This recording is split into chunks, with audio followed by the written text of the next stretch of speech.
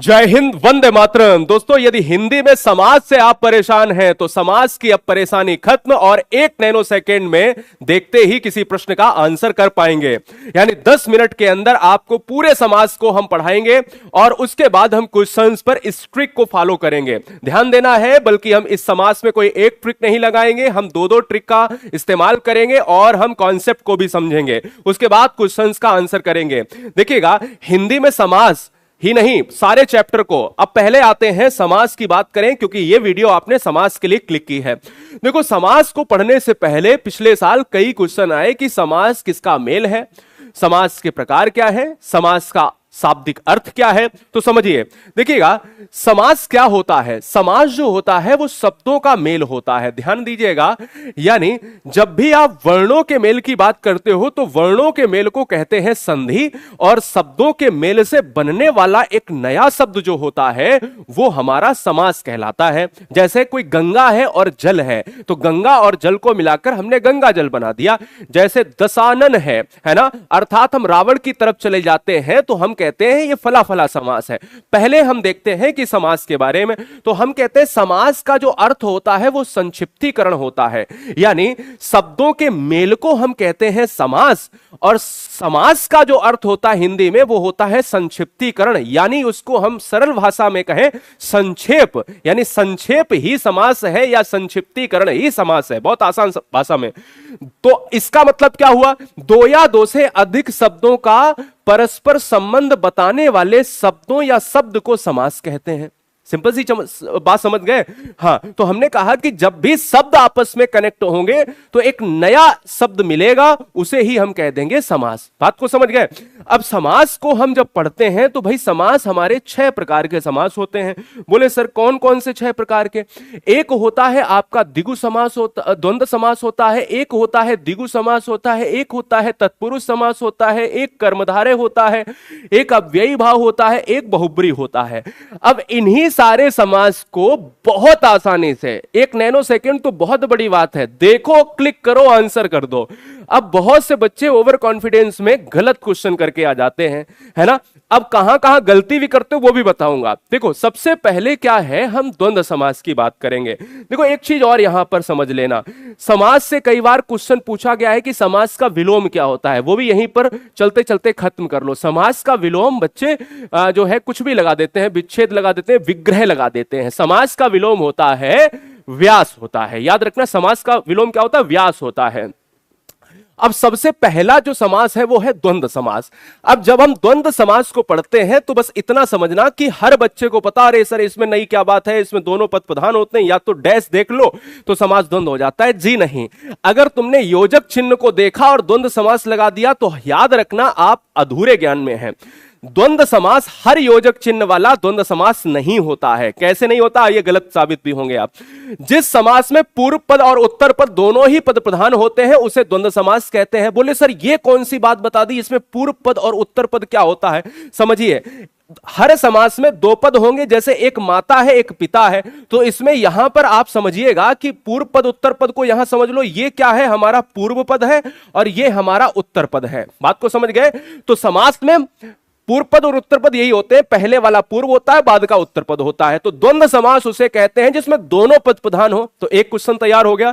अब बोले कि ट्रिक 1 सर, इसको कैसे, जैसे कोई क्वेश्चन आ गया कि जैसे माता पिता में समास कौन सा है, या सुख दुख में समास कौन सा है, या सुख सुख में कौन सा समास है, यहां बच्चा परेशान होता है। देखो, द्वंद्व समास में अधिकतम योजक चिन्ह का प्रयोग होता है। बस इस शब्द पर ध्यान देना, दुनिया का हर योजक चिन्ह वाला समास द्वंद्व नहीं होता, पर 90% से ज्यादा योजक चिन्ह अगर लगा है तो द्वंद्व होगा। बोले सर ये कौन सी बात है, हमको एग्जैक्ट बताओ।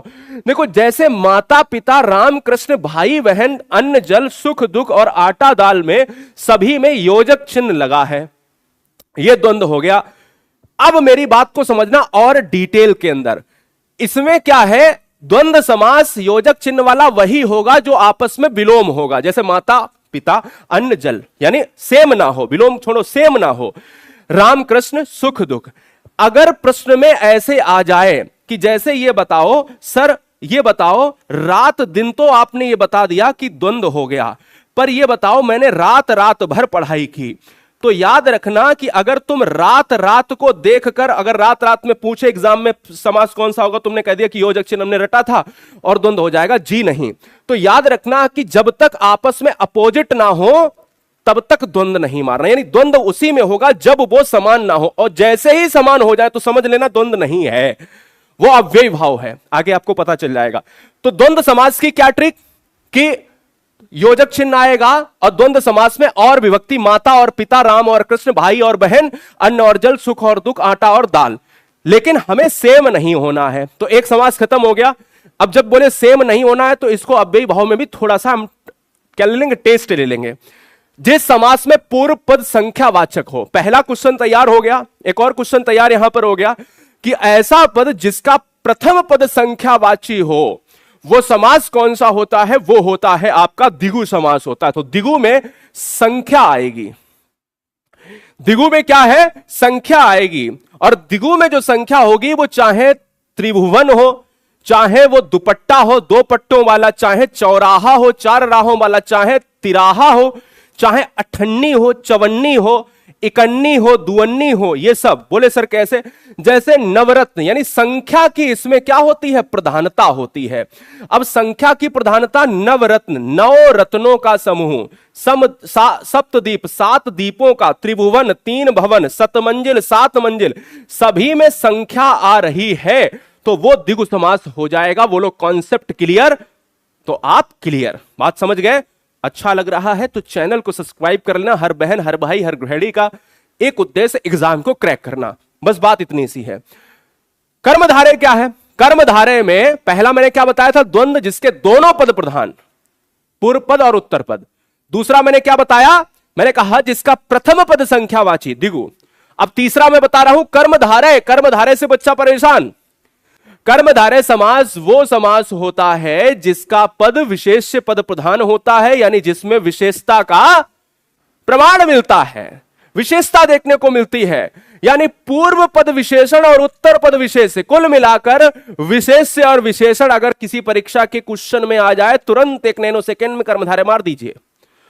बोले ट्रिक क्या है? विशेषता बताने वाले समास को कर्मधारय समास कहते हैं। विशेषता, जहां पर विशेषता का जिक्र होगा प्यारे, वहां पर मैं कहूंगा कर्मधारय समास होगा। बोले नीलांबर, नीला है अंबर, नील कमल, नीले कमल, यानी नील, भाई क्या कमल कैसा, नीला। अब मेरी बात को समझो, जैसे काली मिर्च, काली है जो मिर्च, विशेषता है मिर्च की, विशेषता की वो काली। नील कमल, नीला है कमल। पीतांबर, पीत, अब पीतांबर को ध्यान देना, इसको स्टार लगा लेना।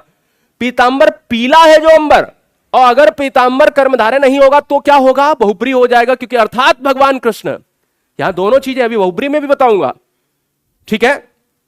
चंद्र के समान मुख, तो ये याद रखना, चंद्रमुख यानी विशेषता। अव्ययी भाव दुनिया का बहुत आसान, दुनिया का कोई भी शब्द यदि उपसर्ग वाला है तो वो अव्ययी भाव समास होता है। अव्ययी भाव से पहला क्वेश्चन क्या बनेगा? अव्ययी भाव से पहला प्रश्न यह बनेगा कि ऐसा समास जिसका पहला पद प्रधान हो वो अव्ययी भाव होता है और दूसरा पद गौड़ हो, दूसरा पद छोटा हो। पहला पद यदि प्रधान है, दूसरा पद गौड़ है, या कहे पूर्व पद अव्यय, यहां समझ लो पूर्व पद अव्यय का मतलब पहला पद प्रधान। प्रत्येक उपसर्ग वाला दुनिया का कोई भी समास पूछा जाए तो हमेशा तोड़ लिया करो, चाहे वो बहुब्री हो चाहे कोई भी हो। जैसे क्वेश्चन आ गया अन्न जल, तो उसको तोड़ लो अगर नहीं टूटा है, वैसे भी टूटा होता है तो देख लिया कि भाई द्वंद्व है।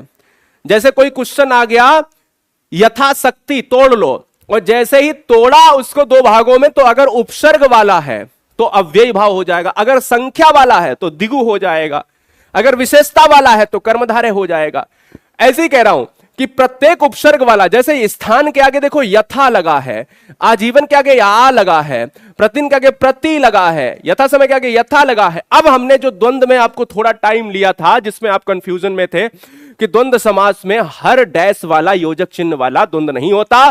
द्वंद्व योजक चिन्ह वाला तभी होगा जब वो विपरीत होगा, जिसमें आप दो चीजें याद रखना है कि अगर कोई रिपीट हो गया, जैसे रात रात, तो हमारा अव्ययी भाव, लेकिन रात दिन द्वंद्व, दिन दिन अव्ययी भाव, दिन रात द्वंद्व।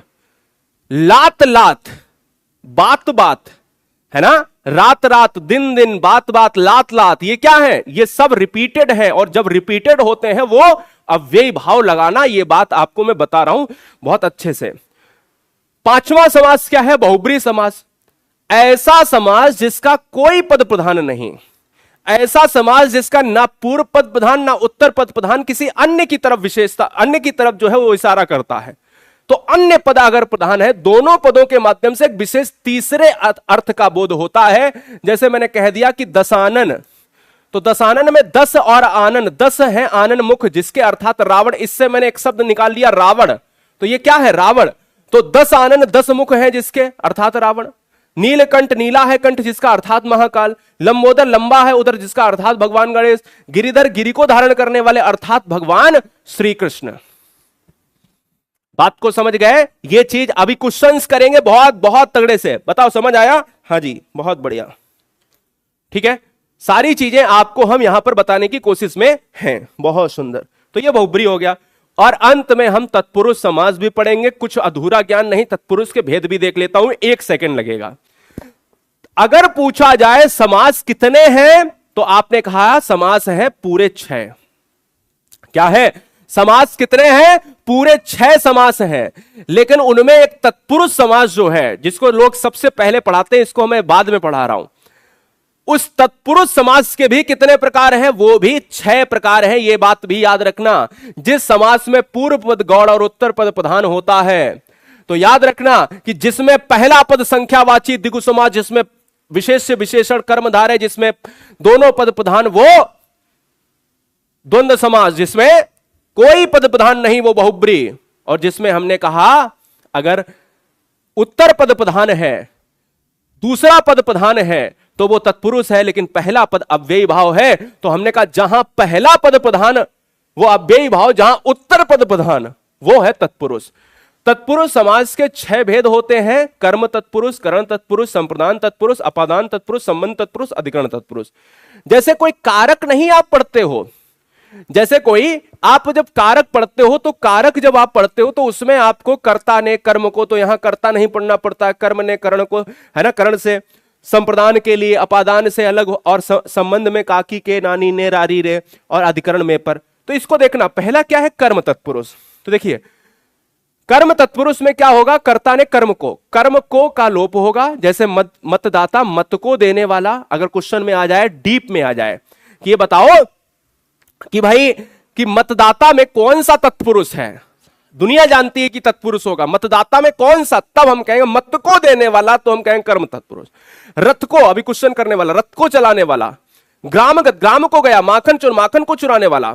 शरणागत, शरण को, और स्वर्गत, स्वर्ग को प्राप्त। दूसरा है करण, जहां करण कारक चिन्ह का लोप होता है, और करण कारक चिन्ह का लोप क्या है? से है। और ये से जो लोप है वो क्या? जन्मजात, जन्म से जात। मुंह मांगा, मुंह से मांगा। गुण युक्त, गुण से युक्त। बात को समझ गए?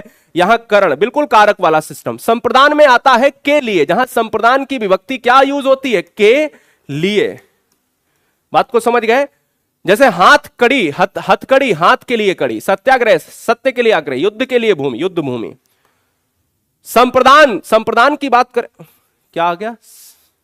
3 हो तो गया था, करण हो गया, संप्रदान हो गया। अच्छा, ये अपादान। अपादान की बात करें तो अपादान में होता है से। अपादान में क्या होता है? से। धन से हीन, लक्ष्य से भ्रष्ट।